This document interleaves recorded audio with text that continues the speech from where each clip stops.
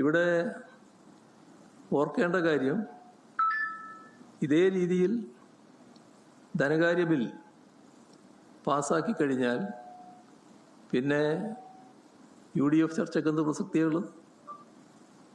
ഇത് നിയമസഭ അംഗീകരിച്ച് കഴിഞ്ഞിരിക്കുകയാണല്ലോ. അപ്പോൾ ഇവിടെ കാണേണ്ട ഒരു കാര്യം, ഇത്തരമൊരു കാര്യത്തിൽ സാധാരണ നിലക്ക് ഏതൊരു സർക്കാരും സ്വീകരിക്കുന്ന ഇന്നത്തെ കാലത്തെ ചില നടപടിക്രമങ്ങളുണ്ട്. അത് ഒന്ന്, മന്ത്രിസഭയെ അറിയാമെന്നുള്ളതാണ്. അതിനു മുൻപ് ഇതുപോലൊരു പ്രധാന തീരുമാനമാകുമ്പോൾ ബന്ധപ്പെട്ട പാർട്ടികളിലും ചർച്ച ചെയ്യും. മുന്നണി സംവിധാനമാകുമ്പോൾ മുന്നണിയിലും ചർച്ച ചെയ്യും. എന്നാൽ ഇവിടെയൊന്നും ഒരു ചർച്ചയുണ്ടായിട്ടില്ല. മാത്രമല്ല, ഇതിൻ്റെ എല്ലാം നേതൃത്വത്തിലിരിക്കുന്നവർ ഈ കാര്യങ്ങൾ അറിഞ്ഞിട്ടേയില്ല, മുഖ്യമന്ത്രി ഒഴികെ.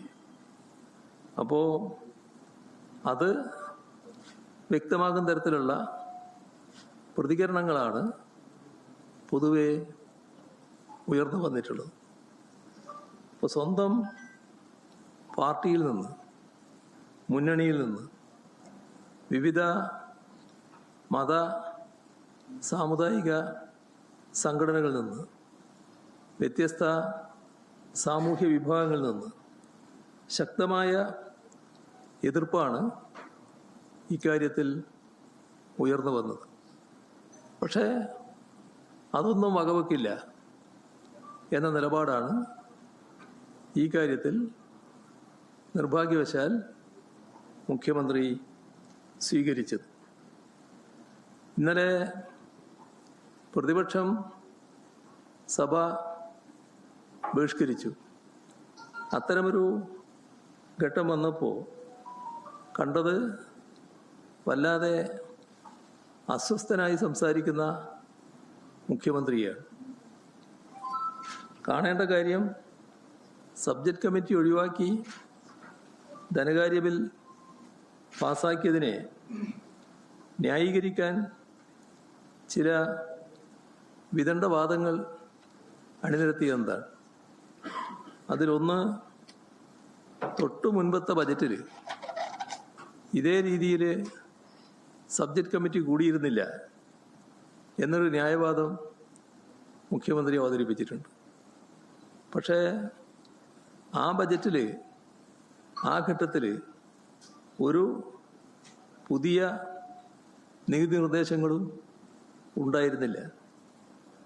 അത്തരം സന്ദർഭങ്ങളിൽ മാത്രം സ്വീകരിക്കുന്ന നടപടി, അത്തരമൊരു നടപടിക്രമം നികുതി നിർദ്ദേശങ്ങൾ അടങ്ങുന്ന ധനകാര്യ ബില്ലിന് എങ്ങനെയാണ് ബാധകമാവുക? ഈ വസ്തുത സൗകര്യപൂർവ്വം മറച്ചുവെക്കാനാണ് അദ്ദേഹം ശ്രമിച്ചത്. ഇപ്പോഴത്തെ സാഹചര്യം അന്നത്തിൽ നിന്ന് വ്യത്യസ്തമാണ്.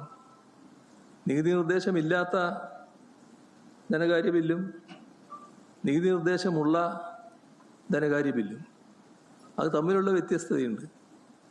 അപ്പോൾ നികുതി നിർദ്ദേശമുള്ള ധനകാര്യ ബില്ല് എല്ലാ കാലത്തും സബ്ജക്റ്റ് കമ്മിറ്റിയുടെ മുൻപാകെ പോയിട്ടുണ്ട് എന്നതാണ് വസ്തുത. ഇവിടെ ബിവറേജസ് കോർപ്പറേഷന് മാത്രമേ കേരളത്തിൽ മദ്യവിൽപ്പനക്ക് അധികാരമുള്ളൂ. അവർക്ക് വീര്യം കുറഞ്ഞ മദ്യം വിതരണം ചെയ്യാൻ അനുമതി നൽകിയില്ലെങ്കിൽ എങ്ങനെ നികുതി ഇളവ് നൽകിയ മദ്യം വിൽക്കാൻ പറ്റും എന്നൊരു വിചിത്രവാദവും മുഖ്യമന്ത്രി ഉയർത്തിയിട്ടുണ്ട്.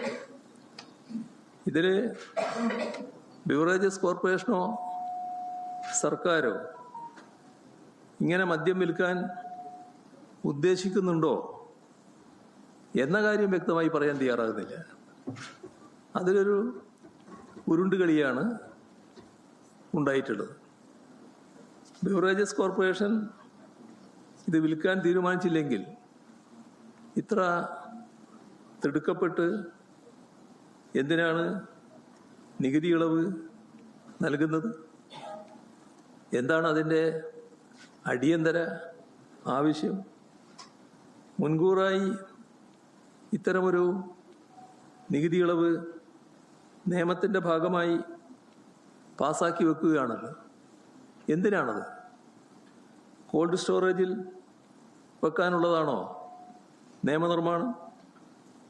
ഇക്കാര്യങ്ങളെല്ലാം വ്യക്തമാക്കുന്നത് ബക്കാർഡിക്ക് നിയമവിരുദ്ധമായി നികുതി ഇളവ് നൽകാൻ മുഖ്യമന്ത്രിയുടെ നേതൃത്വത്തിൽ മുൻകൈ എടുക്കുന്നു എന്നത് തന്നെയാണ്.